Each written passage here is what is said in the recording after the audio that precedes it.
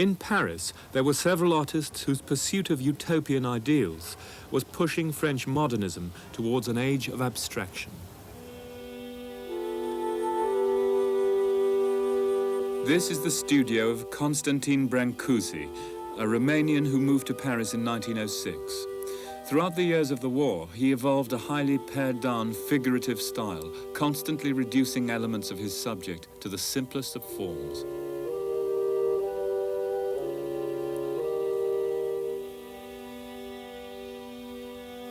This is a crying head. This is a seal. A bird. A pretty Hungarian girl. And this is his bird in space, rubbed and smoothed down to a single ascending convergence of long curves that simply express the spirit of the bird.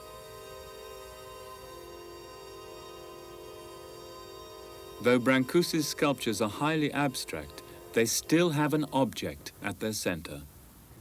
The problem for many abstract painters was how to justify removing the object and to go beyond into what they saw as a higher order. Many took Cubism as their starting point.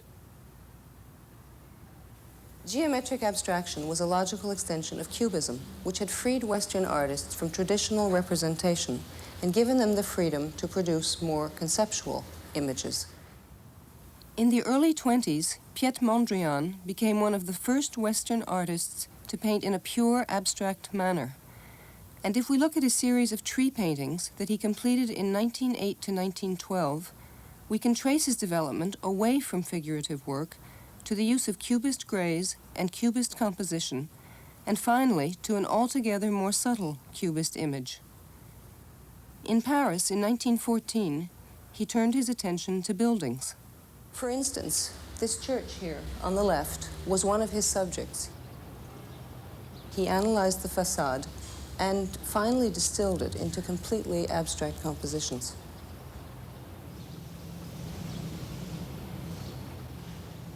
By reducing the church to a series of vertical and horizontal lines and carefully worked out rectangular oppositions, the church begins to disappear. And this would lead to a visual embodiment of the oppositions fundamental to all existence: vertical, horizontal, active, passive, spirit and matter.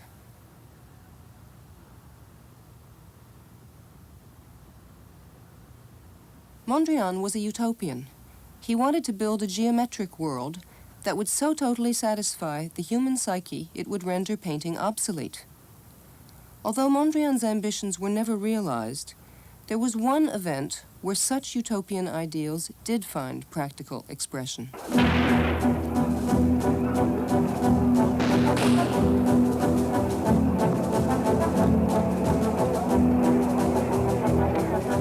The Russian Revolution of 1917 was not only a momentous event in world history, it had great significance for the story of Russian and of Western art. Although, as one Russian painter put it, Vladimir Tatlin, we artists had achieved our revolution before 1914. But for a brief time, art and politics seemed to join hands in expressing that dream of a utopian society. Artists, politicians, people in the street saw art as one way of helping to reshape the world. And artists were able to break out of their traditional confines of museums and galleries and grapple with the practical problems of everyday life. Put art into production, put art into technology were the slogans of the day. And even down with art, long live technical science. The artists then saw themselves as part of the political struggle, consciously breaking with the bourgeois traditions of Western art. Revolutionary politics had demanded and received revolutionary art. The message of the revolution had to be communicated in every way possible. Posters, pamphlets, public demonstrations, even trains painted with images of revolutionary victory. They were sent out on propaganda missions across a vast and devastated country. Artists such as Tatlin, Rodchenko, Lisitsky, who were on the margins of artistic life before the revolution, suddenly found themselves at the center of the leading avant-garde group, the constructivists. And women such as Popova and Stepanova worked on an equal basis with their male comrades in constructing this new world, a world based on function and materials appropriate to the needs of their future society. The constructivists paved the way with new ideas for typography, architecture, and furniture design. This is the interior of a Moscow workers' club around 1920. They produced costumes and set designs for constructivist theatre, such as these by Popova. Ceramics were also an effective way of continuing the themes of work and revolution. These designs were based on the suprematist compositions of Malevich in 1923.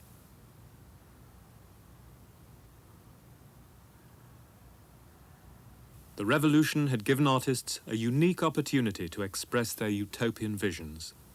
And this structure was to be the constructivist masterpiece. Vladimir Tatlin's tower, designed as a monument to celebrate the 3rd anniversary of the revolution. It would have been the Communist Party's headquarters. The sphere at the top was to be a broadcasting station, the cylinder an information centre, the pyramid to house the secretariat, the cube a debating chamber. And the whole structure was to spring out of the ground and stand twice as high as the Empire State Building. But in 1919, there wasn't enough steel in Russia to build Tatlin's tower. Likewise, many other constructivist projects were never realized because of lack of resources. Between 1914 and the early 1920s, Russia was isolated from the rest of Europe, and rather like a closed laboratory, developed their own unique theories about the role of art in the modern environment. And then from 1921 onwards, when the Allies lifted their blockade of Russia after their attempt to crush the young revolution, many Western artists were simply inspired by what they saw of the boldness of the Russian artistic experiment.